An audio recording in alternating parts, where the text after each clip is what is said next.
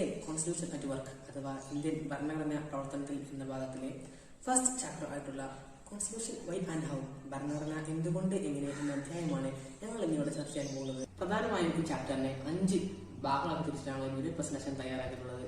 First one, what is A constitution, എന്താണ് ഭരണഘടന. Second one, the functions of the constitution, ഭരണഘടനയുടെ ധർമ്മങ്ങൾ. Third one, the authority of the constitution, ഭരണഘടനയുടെ ആധികാരികത. Fourth one, making of Indian constitution, Indian ഭരണഘടനയുടെ നിർമ്മാണം എന്ന് ബന്ധപ്പെട്ട മറ്റു കാര്യങ്ങൾ. Fifth one, provisions bone from other constitution, മറ്റു രാജ്യങ്ങളുടെ ഭരണഘടനയും കടകൊണ്ട ആശയങ്ങൾ. ചാപ്റ്ററിലേക്ക് കടക്കും മുമ്പ് ഭരണഘടനയെ കുറിച്ചുള്ള ചില അടിസ്ഥാന വിവരങ്ങൾ നോക്കാം. വാട്ട് ഈസ് എ കോൺസ്റ്റിറ്റ്യൂഷൻ, എന്താണ് ഭരണഘടന. നമുക്ക് ഭരണഘടനയുടെ 3 നിർവചനങ്ങൾ നോക്കാം. 3 definitions of a constitution. First, a constitution is a fundamental law of the land. ഒരു രാജ്യത്തിന്റെ പരമോന്നത നിയമ സംഹിതയാണ് ഭരണഘടന. Second one, the body of rules and regulations written as well as unwritten, whereby the government is organized and its function. ഭരണഘടന എന്ന് പറയുന്നത് ലിഖിതമോ അലിഖിതവുമായ നിയമങ്ങളും അതിലൂടെ സർക്കാർ സംവിധാനങ്ങളെ സംഘടിപ്പിക്കുകയും പ്രാവർത്തികമാക്കുകയും ചെയ്യുക. Third one, a collection of principles according to which the powers of the government and the rights of the governed and the relation between the two are adjusted. ഭരണകൂടത്തിന്റെ അധികാരങ്ങൾ, ഭരിക്കപ്പെടുന്ന അവകാശങ്ങൾ, ഇവ രണ്ടും തമ്മിലുള്ള ബന്ധത്തെ ക്രമീകരിക്കുന്ന ഒരു തത്വങ്ങളുടെ നിയമശേഖരമാണ് ഭരണഘടന. ഭരണഘടനയുടെ 3 ഡെഫിനിഷൻസ് നാം മനസ്സിലാക്കി. അടുത്തതായിട്ട് ടൈപ്പോളജി ഓഫ് കോൺസ്റ്റിറ്റ്യൂഷൻ. പ്രധാനമായും 6 തരത്തിലുള്ള കോൺസ്റ്റിറ്റ്യൂഷൻസ് ഉണ്ട്. ഇതിൽ നമുക്ക് 3 ഹെഡുകൾ പറയാം. First one, evolved and enacted constitution, ഭരണഘടന ക്രമാനുഗതമായതും കാൽപ്പനികമായതും. Second one, written and unwritten constitution, ലിഖിതവും അലിഖിതവുമായ ഭരണഘടന. Third one, rigid and flexible constitution, അയവുള്ളതും കർക്കശവുമായ ഭരണഘടന. ഇത്രയും കാര്യങ്ങളാണ് ഭരണഘടനയുടെ അടിസ്ഥാന വിവരങ്ങൾ എന്ന നിലയിൽ നിങ്ങളിലേക്ക് എത്തിക്കാനുള്ളത്. അടുത്തതായിട്ട് ചാപ്റ്ററിലേക്ക് കടക്കാം. ഞാൻ സ്മൃതി, ഞാൻ പറയാൻ പോകുന്ന ടോപ്പിക് ചാപ്റ്ററിന്റെ ഫസ്റ്റ് ഭാഗത്ത് വന്നുള്ള ഫങ്ഷൻസ് ഓഫ് കോൺസ്റ്റിറ്റ്യൂഷനെ പറ്റിയാണ്. പ്രധാനമായിട്ടും 5 ഫങ്ഷൻസ് ആണുള്ളത്. ഒന്നാമത്തത്, constitution allows coordination and assurance. 2, specification of decision making power. 3, limitation on the power of government. 4, aspiration and goals of a society. 5, reflects the fundamental identity of the people. ഒന്നാമത്തേത് എന്താണെന്ന് വെച്ചാൽ, constitution is provide set of a basic rules that allows minimal coordination for amongst the members of a society. ഭരണഘടന നമുക്ക് ഏകോപനവും ഉറപ്പുമുള്ളൊരു നിയമം പ്രദാനം ചെയ്യുന്നു. The second function of a constitution is to specify who has the power to make decision of a society. It decides how the government will be constituted. സമൂഹത്തിൽ തീരുമാനമെടുക്കാനുള്ള അധികാരം ആർക്കാണെന്നും ഒരു government എങ്ങനെ രൂപീകരിക്കുന്നുവെന്നും ഇത് തീരുമാനിക്കുന്നു. The third function of a constitution is to set some limits on what a government can impose on its citizens. Thus limits are fundamental in the sense that never trespass them. ഭരണഘടനയുടെ 3ാമത്തെ ധർമ്മമാണ് തങ്ങളുടെ പൗരന്മാർക്ക് മേലുള്ള അധികാരത്തിന് പരിധി നിശ്ചയിക്കുക എന്നുള്ളത്. The fourth function of a constitution is to enable the government to fulfill aspirations and goals of a society. സമൂഹത്തിലെ ലക്ഷ്യങ്ങളും അഭിലാഷങ്ങളും സാക്ഷാത്കരിക്കുക, നീതിനിഷ്ഠമായ വ്യവസ്ഥകൾക്ക് രൂപം നൽകുക തുടങ്ങിയവയാണ് ഭരണഘടനയുടെ 4ാമത്തെ ചുമതല. Finally and perhaps even most importantly, a constitution expresses the fundamental identity of a people. സമൂഹത്തിലെ ജനങ്ങൾക്ക് മൗലികമായൊരു വ്യക്തിത്വം പ്രദാനം ചെയ്യുക എന്നതാണ് കോൺസ്റ്റിറ്റ്യൂഷന്റെ ലാസ്റ്റ് ഫംഗ്ഷൻ. നമസ്കാരം, ഞാൻ റിൻഷുബ. ഇനി നമ്മൾ ചർച്ച ചെയ്യുന്നത് the authority of A constitution, ഭരണഘടനയുടെ ആധികാരികതയെ കുറിച്ചിട്ടാണ്. ഒരു ഭരണഘടന അവിടെയുള്ള ജനങ്ങൾക്ക് എത്രത്തോളം സ്വീകാര്യമാണ്, അത് ഫലപ്രദമാണോ അല്ലയോ എന്നെല്ലാം ഇവിടെ ചർച്ച ചെയ്യുന്നുണ്ട്. ഒരു ഭരണഘടനയുടെ ആധികാരികത നിലനിർത്തുന്നതിന് 3 ഘടകങ്ങളാണ് ഉള്ളത്. 1, മോഡ് ഓഫ് പ്രൊമൾഗേഷൻ, പ്രഖ്യാപന രീതി. 2, the substantive provisions of A constitution, ഭരണഘടനയുടെ മുഖ്യ വകുപ്പുകൾ. 3, ബാലൻസ്ഡ് ഇൻസ്റ്റിറ്റ്യൂഷണൽ ഡിസൈൻ, സന്തുലിതമായ സ്ഥാപന രൂപരേഖ.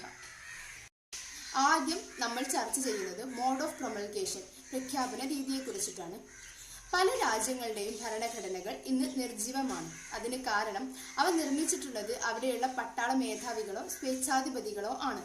എന്നാൽ ഇന്ത്യ, ദക്ഷിണാഫ്രിക്ക പോലുള്ള രാജ്യങ്ങളുടെ ഭരണഘടന ഇന്നും നിലനിൽക്കുന്നു. കാരണം അവ നിർമ്മിച്ചിട്ടുള്ളത് അവിടുത്തെ സ്വതന്ത്ര സമരത്തിനു ശേഷം അവിടെയുള്ള ദേശീയ നേതാക്കൾ അണിനിരന്നുകൊണ്ടാണ്. ഇന്ത്യൻ ഭരണഘടന നമ്മൾ എടുത്തു നോക്കുകയാണെങ്കിൽ അത് നിർമ്മിച്ചിട്ടുള്ളത് ഭരണഘടനാ നിർമ്മാണ സമിതിയാണ്. പ്രഖ്യാപന രീതി കൊണ്ട് അർത്ഥമാക്കുന്നതും ഒരു ഭരണഘടന എങ്ങനെ നിലവിൽ വന്നു എന്നത് തന്നെയാണ്. രണ്ടാമത്തെ മുഖ്യമായ ഘടകം the substantive provisions of the constitution, ഭരണഘടനയുടെ മുഖ്യ വകുപ്പുകൾ. ഒരു ഭരണഘടനയിലുള്ള മുഖ്യ വകുപ്പുകളും വ്യവസ്ഥകളും അവിടെയുള്ള ജനങ്ങൾക്ക് സ്വീകാര്യമാണോ എന്ന് ചർച്ച ചെയ്യേണ്ടതുണ്ട്. എല്ലാ വകുപ്പുകളും എല്ലാ തരം ജനങ്ങളെയും അംഗീകരിക്കുന്നവയാണോ, അത് സമത്വം പാലിക്കുന്നുണ്ടോ എന്ന് നോക്കണം. ഇന്ത്യൻ ഭരണഘടന നമ്മൾ എടുത്തു നോക്കുകയാണെങ്കിൽ അവിടെ എല്ലാ ജനവിഭാഗങ്ങളെയും ഒരുപോലെ പരിഗണിക്കുന്നുണ്ട്. മൂന്നാമത്തേത് ബാലൻസ്ഡ് ഇൻസ്റ്റിറ്റ്യൂഷണൽ ഡിസൈൻ, സ്ഥാപനപരമായ രൂപരേഖ. ഒരു രാജ്യത്തിന്റെ അധികാരം ഏതെങ്കിലും ഒരു വ്യക്തിയിലോ അല്ലെങ്കിൽ ഒരു സ്ഥാപനത്തിലോ മാത്രം കേന്ദ്രീകരിച്ചിരിക്കുകയാണോ എന്ന് ചർച്ച ചെയ്യേണ്ടതുണ്ട്. ഇന്ത്യൻ ഭരണഘടന നമ്മൾ പരിശോധിക്കുമ്പോൾ അവിടെ അധികാരത്തെ 3 തട്ടിലേക്ക് വിഭജിച്ചിട്ടുണ്ട്. Legislature, executive, judiciary. നിയമനിർമ്മാണം, കാര്യനിർവഹണം, നീതിന്യായം. ഇത് ഒരു രാജ്യത്തിന്റെ വിജയത്തിന് അനിവാര്യമാണ്. ഈ പറഞ്ഞ 3 കാര്യങ്ങൾ, mode of promulgation, the substantive provisions of the constitution, balanced institutional designs, ഇവ 3ഉമാണ് ഒരു ഭരണഘടനയുടെ ആധികാരികത നിലനിർത്തുന്ന പ്രധാന ഘടകങ്ങൾ. ഹായ്, എൻ്റെ പേര് ഹിമ. ഞാൻ അവതരിപ്പിക്കാൻ വന്ന ടോപ്പിക് എന്ന് പറയുന്നത് making of Indian constitution, Indian ഭരണഘടനയുടെ നിർമ്മാണം. ഇന്ത്യൻ ഭരണഘടന നിർമ്മിച്ചത് ഒരു ഭരണഘടനാ നിർമ്മാണ സഭയാണ്. 1946 ക്യാബിനറ്റ് മിഷൻ പദ്ധതിയിലെ നിർദ്ദേശങ്ങളനുസരിച്ചാണ് ഇന്ത്യൻ ഭരണഘടനാ നിർമ്മാണ സഭ രൂപീകൃതമായത്. ഭരണഘടനാ നിർമ്മാണ സഭയിലേക്കുള്ള അംഗങ്ങളെ തിരഞ്ഞെടുത്തത് ബ്രിട്ടീഷ് ഇന്ത്യൻ പ്രവിശ്യകളിൽ നിന്നും നാട്ടുരാജ്യങ്ങളിൽ നിന്നുമായിരുന്നു. 1935 ഇന്ത്യ ഗവൺമെൻറ് നിയമപ്രകാരമാണ് നിയമസഭകൾ സ്ഥാപിക്കപ്പെട്ടത്. ഓരോ ബ്രിട്ടീഷ് ഇന്ത്യൻ പ്രവിശ്യയ്ക്കും നാട്ടുരാജ്യത്തിനും അവരുടെ ജനസംഖ്യാനുപാതികമായ സീറ്റുകൾ നിശ്ചയിച്ചു. 10 ലക്ഷം പേർക്ക് ഒരാൾ എന്ന അനുപാതത്തിലാണ് സീറ്റുകൾ നിശ്ചയിച്ചത്. ഭരണഘടനാ നിർമ്മാണ സമിതിയുടെ രൂപീകരണത്തെക്കുറിച്ചാണ്. 1946 ക്യാബിനറ്റ് മിഷൻ പദ്ധതി പ്രകാരം ഭരണഘടനാ നിർമ്മാണ സഭയിലേക്കുള്ള തെരഞ്ഞെടുപ്പ് നടന്നു. 1946 ഡിസംബർ 9-ാം തീയതി ഡൽഹിയിൽ വെച്ചാണ് നടന്നത്. ഡിസംബർ 11-ന് ഡോക്ടർ രാജേന്ദ്ര പ്രസാദ് ഭരണഘടനാ നിർമ്മാണ സഭയിലെ സ്ഥിരം അധ്യക്ഷനായി ചുമതലയേറ്റു. വിഭക്ത ഇന്ത്യയുടെ ഭരണഘടനാ നിർമ്മാണ സഭ ആദ്യമായി ചേർന്നത് 1947 ഓഗസ്റ്റ് 14-നാണ്. വിഭജനത്തെ തുടർന്നുണ്ടായ ഭയാനകമായ ഹിംസയുടെയും അതിക്രമങ്ങളുടെയും പശ്ചാത്തലത്തിലാണ് ഇന്ത്യൻ ഭരണഘടനാ നിർമ്മാണ സഭ രൂപീകൃതമായത്. ഭരണഘടനാ നിർമ്മാണ സഭ അതിൻ്റെ ആധികാരികത അതിൻ്റെ പ്രാതിനിധ്യ സ്വഭാവത്തിൽ നിന്ന് മാത്രമല്ല ഉപയോഗിക്കുന്നത്. സഭയ്ക്ക് ആധികാരികതയേകുന്ന മറ്റ് 2 വസ്തുക്കൾ കൂടിയുണ്ട്. The principal deliberations and procedure. The principal deliberations എന്ന് പറയുന്നത് വിചിന്തന തത്വം. സഭയിലെ അംഗങ്ങൾ അവരുടെ ആലോചനകൾ ഉയർത്തിപ്പിടിക്കുകയും അവതരിപ്പിക്കുകയും ചെയ്യുന്ന മൂല്യങ്ങൾ അതിന് ആധികാരികത നൽകുന്നു. വിശദവും സമ്പൂർണവുമായ ചർച്ചകൾക്ക് ശേഷമാണ് ഇന്ത്യൻ ഭരണഘടനാ നിർമ്മാണ സഭ രൂപീകൃതമായത്. ഭരണഘടനാ നിർമ്മാണ സഭയിലെ ചർച്ചകളിൽ പങ്കെടുക്കുമ്പോൾ വ്യക്തികളുടെ മനസ്സിലുണ്ടായിരുന്നത് സ്വന്തം താല്പര്യങ്ങളേക്കാൾ രാഷ്ട്രീയ താല്പര്യമായിരുന്നു. സഭയിലെ ചർച്ചകളിൽ പങ്കെടുക്കുമ്പോൾ വ്യത്യസ്തമായ അഭിപ്രായ ഭിന്നതകൾ ഉണ്ടായിരുന്നു. ഒരു കേന്ദ്രീകൃത ഭരണ സംവിധാനമാണോ അതൊരു വികേന്ദ്രീകൃത ഭരണ സംവിധാനമാണോ ഇന്ത്യ സ്വീകരിക്കേണ്ടത്? കേന്ദ്ര ഗവൺമെൻറ്റും സംസ്ഥാനവും തമ്മിലുള്ള ബന്ധം എന്തായിരിക്കണം? ജുഡീഷ്യറി പ്രാധാന്യം എന്താണ്? സ്വത്തവകാശത്തിന് ഭരണഘടനാ സംരക്ഷണം നൽകുന്നു. ഇത്തരം കാര്യങ്ങളെല്ലാം അതിൽ ഉൾപ്പെട്ടു. ഭരണഘടനാ നിർമ്മാണ സഭയിലെ ചർച്ചകൾ കേവലം അന്തരവ്യായാമങ്ങളോ കഴമ്പില്ലാത്ത അഭിപ്രായ പ്രകടനങ്ങളോ ആയിരുന്നില്ല. പുതുയുക്തിയായിരുന്നു ഈ പ്രാധാന്യങ്ങളുടെ അടിത്തറ. നെക്സ്റ്റ് പറയുന്നത് പ്രൊസീഡിയറാണ്, നടപടിക്രമങ്ങൾ. ഭരണഘടന നിർമ്മിക്കുന്നതിന് സഭ സ്വീകരിച്ച നടപടിക്രമങ്ങൾ അതിന് ആധികാരികതയായിരുന്നു. സഭയുടെ പ്രവർത്തനം സുഗമമായി നടത്തിക്കൊണ്ടുപോകുന്നതിന് 8 കമ്മിറ്റികൾ രൂപിച്ചു. അതിൽ ഏറ്റവും പ്രധാനപ്പെട്ട കമ്മിറ്റി എന്ന് പറയുന്നത് ഡ്രാഫ്റ്റിംഗ് കമ്മിറ്റിയാണ്. മൗലാന ആസാദ്, അംബേദ്കർ, ജവഹർലാൽ നെഹ്റു എന്നിവരുടെ പ്രഗത്ഭരുടെ അധ്യക്ഷതയിലാണ് ഈ കമ്മിറ്റികൾ രൂപീകൃതമായത്. ഭരണഘടനാ നിർമ്മാണയ്ക്ക് ചുക്കാൻ പിടിച്ചത് ഡ്രാഫ്റ്റിംഗ് കമ്മിറ്റിയാണ്. അതുകൊണ്ട് തന്നെ 1947 ഓഗസ്റ്റിലാണ് ഭരണഘടനാ നിർമ്മാണ സഭയിലേക്കുള്ള കരട് പകർപ്പ് തയ്യാറാക്കുന്നതിൻ്റെ ഡ്രാഫ്റ്റിംഗ് കമ്മിറ്റിയെ നിയമിച്ചു. ഡോക്ടർ അംബേദ്കറായിരുന്നു ഈ കമ്മിറ്റിയുടെ ചെയർമാൻ. 1948 സഭ ഇത് ചർച്ചയ്ക്കെടുത്തു. ഒരു വർഷത്തിലേറെ നീണ്ടുനിന്ന ചർച്ചകൾക്കും ആയിരക്കണക്കിന് ഭേദഗതികൾക്കും ശേഷം 1949 നവംബർ 26 സഭ ഭരണഘടനയ്ക്ക് അംഗീകാരമേകി. ഡോക്ടർ രാജേന്ദ്ര പ്രസാദ് അതിൽ ഒപ്പുവെക്കുകയും ചെയ്തു. ഭരണഘടനാ നിർമ്മാണ സഭ 2 കൊല്ലവും 11 മാസവും കഴിഞ്ഞു. സഭയുടെ പ്രവർത്തനങ്ങളെല്ലാം സുതാര്യമായിരുന്നു. ഇക്കാലത്ത് 166 ദിവസങ്ങൾ സഭ സമ്മേളിച്ചു. ഞാൻ ഹൃദ്യ. ഇനി ഇൻഹെറിറ്റൻസ് ഓഫ് നാഷണൽ മൂവ്മെൻറ്റ് അല്ലെങ്കിൽ ദേശീയ പ്രസ്ഥാനത്തിൻ്റെ പൈതൃകത്തെക്കുറിച്ചും ഒബ്ജക്റ്റീവ് റെസൊല്യൂഷൻ അഥവാ ലക്ഷ്യപ്രമേയത്തെക്കുറിച്ചും നമുക്ക് ചർച്ച ചെയ്യാം. So take A look. നമുക്കറിയാം, ഇന്ത്യ എന്ന നമ്മുടെ രാജ്യം സംഭാവന ചെയ്ത ഏറ്റവും നല്ല സ്ട്രോങ് ആൻഡ് വൈസ് ലീഡേഴ്സിൻ്റെ പ്രവർത്തനങ്ങളുടെ ഫലമായിട്ടാണ് ഇന്ന് കാണുന്ന സ്വതന്ത്ര മതേതരത്വ പരമാധികാര റിപ്പബ്ലിക്കായി ഇന്ത്യ മാറിയത്. ഓരോ ഡിസ്കഷന് ശേഷവും അവരെടുക്കുന്ന ഇൻ്റലിജൻ്റ് ആയിട്ടുള്ള ആ തീരുമാനങ്ങളാണ് ഇന്ത്യൻ നാഷണൽ മൂവ്മെൻറ്റിൻ്റെ അഥവാ ദേശീയ പ്രസ്ഥാനത്തിൻ്റെ പൈതൃകം.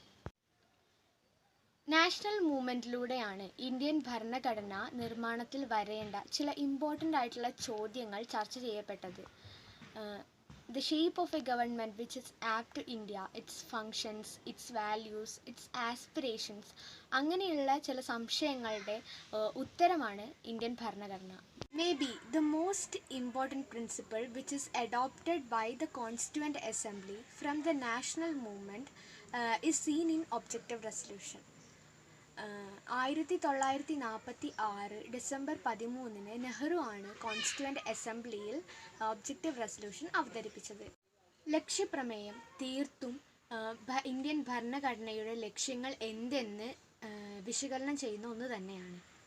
Based on this resolution, the constitution gave institutional expression to the concepts like equality, liberty, democracy, sovereignty.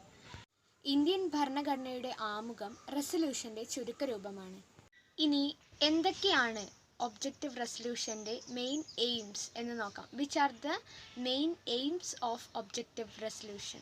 India is an independent sovereign republic. India ഒരു സ്വാതന്ത്ര്യ പരമാധികാര റിപ്പബ്ലിക്കാണ്.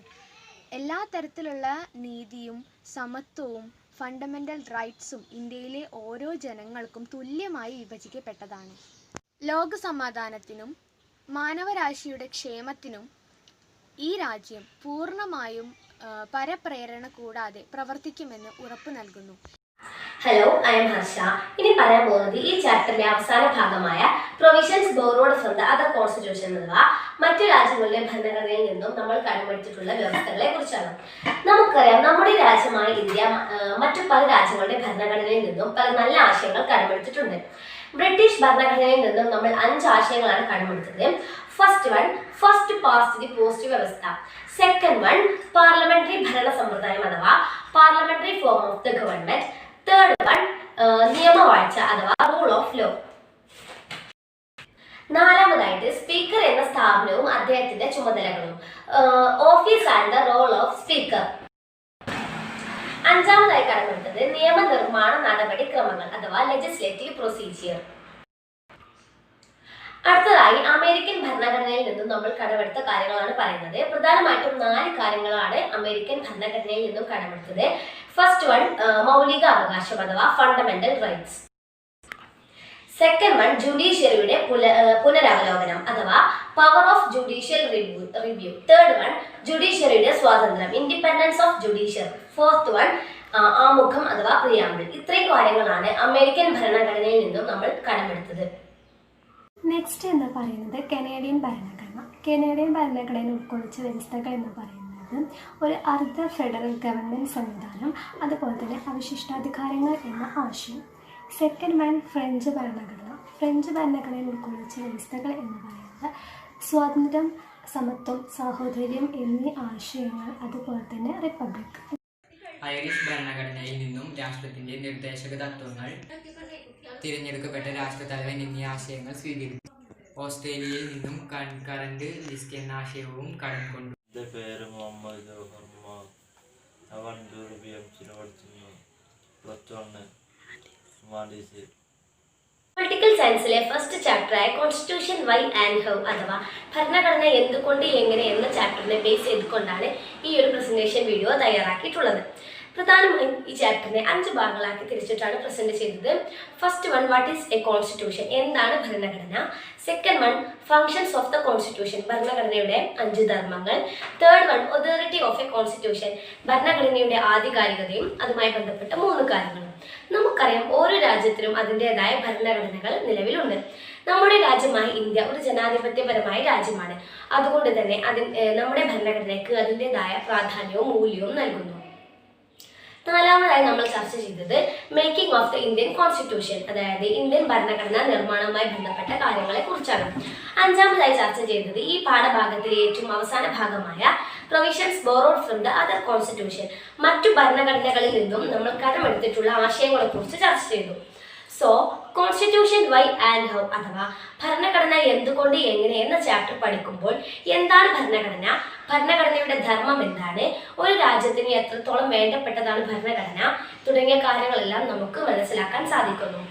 ഈ കാര്യങ്ങളെല്ലാം ഈ ഒരു പ്രസന്റേഷൻ വീഡിയോയിലൂടെ നിങ്ങളിൽ എത്തിക്കാൻ സാധിച്ചു എന്ന് കരുതുന്നു. നന്ദി.